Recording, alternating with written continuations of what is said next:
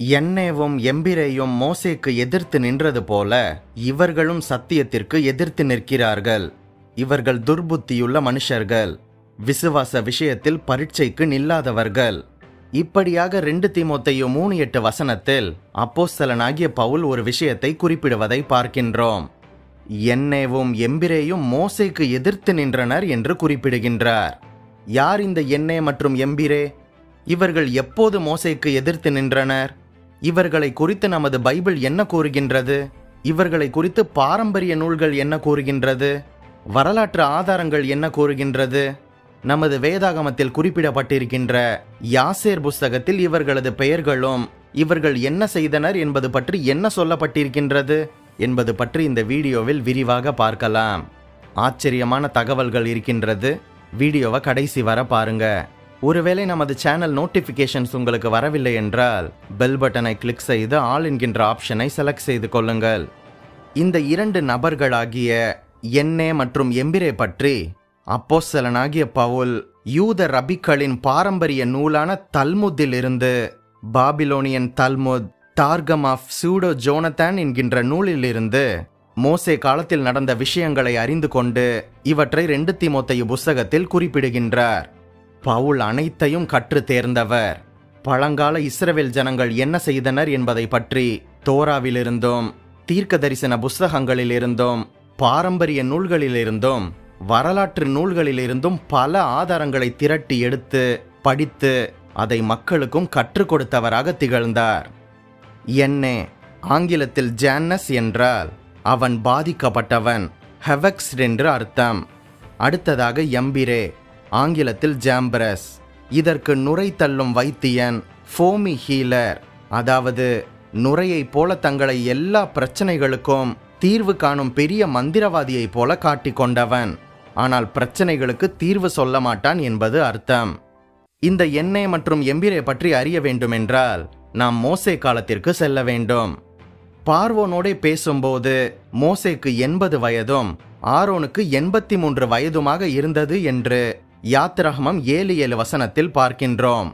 இந்த மோசேவும் ஆரோனும் பார்வோனிடத்திற்கு சென்று கர்த்தர் தங்களுக்கு கட்டளையிட்டபடி எல்லாம் செய்தனர்.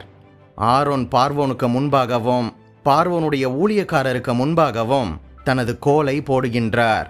அது சர்ப்பமாக மாறியது என்று பார்க்கின்றோம். அப்பொழுது பார்வோன் தனது சாஸ்திரிகளையும் சூனியக்காரரையும் அழைப்பித்தான். எகிப்தின் மந்திரவாதிகளும் கூட தங்களது மந்திர வித்தையினால் அதே போல செய்தனர் என்று யாத்திராகமம் புஸ்தகத்தில் சொல்லப்பட்டிருப்பதை பார்க்கின்றோம். இப்படியாக இந்த மந்திரவாதிகளுக்கு தலைவர்களாக 2 பேர் இருந்தனர். இவர்கள்தான் என்னே மற்றும் எம்பிரே. பார்வோன் அரண்மனையில் தலைமை மந்திரவாதிகளாக இருந்தவர்கள். இந்த மந்திரவாதிகள் ஒவ்வொருவராக தங்கள் கோலை போட்டபோது அவைகள் சர்ப்பங்களாக மாறியது. ஆனால் ஆரோனுடைய கோலோ இந்த எகிப்து மந்திரவாதிகளுடைய கோல் அனைத்தையும் விழுங்கிவிட்டது என்று யாத்திராகமம் 7:10-11 பார்க்கின்றோம். நமது வேதாகமத்தில் மந்திரவாதிகள் என்று மட்டுமே குறிப்பிடப்பட்டிருக்கின்றது. ஆனால் யூத பாரம்பரிய நூலாகிய தல்முத்திலும் யாசேர் புஸ்தகத்திலும் இந்த தலைமை மந்திரவாதிகளாகிய என்னே மற்றும் எம்பிரே பெயர் குறிப்பிடப்பட்டிருக்கின்றது என்பது குறிப்பிடத்தக்கது. இந்த எகிப்தின் மந்திரவாதிகள் பற்றியும் அவர்களது மந்திரவாத பயிற்சிகள் பற்றியும் வரலாற்று தகவல்கள் என்ன கூறுகின்றது மற்றும் நமது பைபிளில் குறிப்பிடப்பட்டிருக்கின்ற புஸ்தகமாகிய யாசேர் புஸ்தகத்தில் என்ன கூறப்பட்டிருக்கின்றது என்று விரிவாக பார்க்கலாம். பொதுவாக எகிப்தின் மந்திரங்கள் எல்லாம் எகிப்து தேசத்தின் கல்லறைகளில் வைத்துதான் கற்றுக் கொடுக்கப்படுமாம். அவர்களுக்கு இறந்து போன ஆத்துமாக்கள் இந்த மந்திரவாதிகளுக்கும் சூனியக்காரர்களுக்கும் உதவுவதாக எகிப்து தேசத்து மக்கள் நம்பி வந்தனர். ஆத்துமாக்கள் மறு உலகத்திற்கு பிரவேசிக்கின்றது என்று எகிப்தியர் நம்பினர்.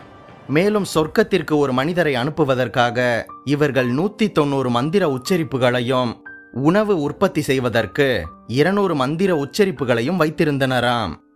அதுபோக ஒவ்வொரு விஷயத்திற்கும் ஒவ்வொரு பிரச்சனைக்கும் ஒவ்வொரு வகையான மந்திர உச்சரிப்புகள் இருந்ததாகவும் அதை எகிப்து மந்திரவாதிகள் பயன்படுத்தியதாகவும் வரலாற்று ஆசிரியராகிய எஜிப்டாலஜிஸ்ட் ஜோஷுவா என்பவர் எடுத்துரைக்கின்றார். இதுபோக பார்வோன் இந்த தலைமை மந்திரவாதிகளான என்னேக்கும் எம்பிரேயுக்கும் இந்த மோசே மற்றும் ஆரோனை ஜெயிப்பதற்காக 1 மாத காலம் தீவிர பயிற்சி கொடுத்திருக்கின்றானாம். அதுபோக இந்த பார்வோனுடைய பிறந்த நாளில் வைத்து இந்த மோசேவையும் ஆரோனையும் தோற்கடிக்க வேண்டும் என்று சொல்லி பல கோள்களை கழுதையின் மேல் ஏற்றி கொண்டு வந்து பார்வோன் தனது அரண்மனையில் போட்டபோதுதான் அது பாம்புகளாக மாறியதாம். ஆனால் ஆரோனின் கோல் மற்ற எல்லா பாம்புகளையும் விழுங்கிவிட்டது. மோசே மற்றும் ஆரோனுக்கு எதிராக இந்த எகிப்து மந்திரவாதிகளின் எந்த மந்திரவாதமும் பலிக்கவில்லை. இப்படியாக அனைத்து வாதைகளையும் கண்ட இந்த 2 தலைமை மந்திரவாதிகளாகிய எண்ணே மற்றும் எம்பிரே இருவரும் எகிப்திய கடவுள்களை விட்டுவிட்டு உண்மையான தேவன் யார் என்பதை அறிந்து கொண்டு இருக்கிறவராகிய அந்த யாவே என்கின்ற தேவனை ஏற்றுக்கொண்டு மோசே எகிப்திலிருந்து புறப்பட்ட போது இவர்களும் இஸ்ரவேல் ஜனங்களோடு சேர்ந்து எகிப்தை விட்டு வெளியேறிவிட்டனர் என்று யூதர்களின் பாரம்பரிய நூலாகிய இந்த தால்முத் கூறுகின்றது. யாத்திராகமம் 12ஆம் அதிகாரம் 38ஆம் வசனத்தில் அவர்களோடு கூட பல ஜாதியான ஜனங்கள் அநேகர் போனார்கள் என்றும் மிகுதியான ஆடு மாடுகள் முதலான மிருக ஜீவன்களும் போனது என்று நமது வேத வசனத்தில் கூறுவதை பார்க்கின்றோம் அல்லவா? இப்படியாக எகிப்தில் மிகவும் மதிக்கப்பட்ட தலைமை மந்திரவாதிகளாகிய இந்த 2 பேரும் என்னதான் மோசேவுக்கு எதிர்த்து நின்றாலும் ஒரு கட்டத்தில் நமது தேவனை அறிந்து கொண்டு இந்த மோசேவுடன் சேர்ந்து இஸ்ரவேல் ஜனங்களோடு சேர்ந்து எகிப்தை விட்டு வெளியேறி இருக்கின்றனர் என்பது மிகவும் ஆச்சரியமான விஷயமாக இருக்கின்றதல்லவா? இப்படியாக இந்த எண்ணேவும் எம்பிரேவும் ஆகிய இந்த 2 பேரும் 2 சமயங்களில் மோசேக்கு எதிராக எதிர்த்து நின்றதாக பாரம்பரிய நூல்கள் தெரிவிக்கின்றது. முதலாவதாக பார்வோன் அரண்மனையில் மோசேவின் கோலுக்கு எதிரில் தங்களது கோல்களை போட்டனர். அவைகள் சர்ப்பமானது. அவற்றை ஆரோனுடைய கோல்கள் விழுங்கியது என்று பார்க்கின்றோம். அப்போதே அவர்களுக்கு உண்மையான தேவன் யார் என்று தெரிந்தாலும் கூட மோசே சொல்வதுதான் உண்மை என்று அறிந்து கொண்ட பின்பும் கூட அவர்கள் மோசேவை எதிர்த்து நின்று இருக்கின்றனர்.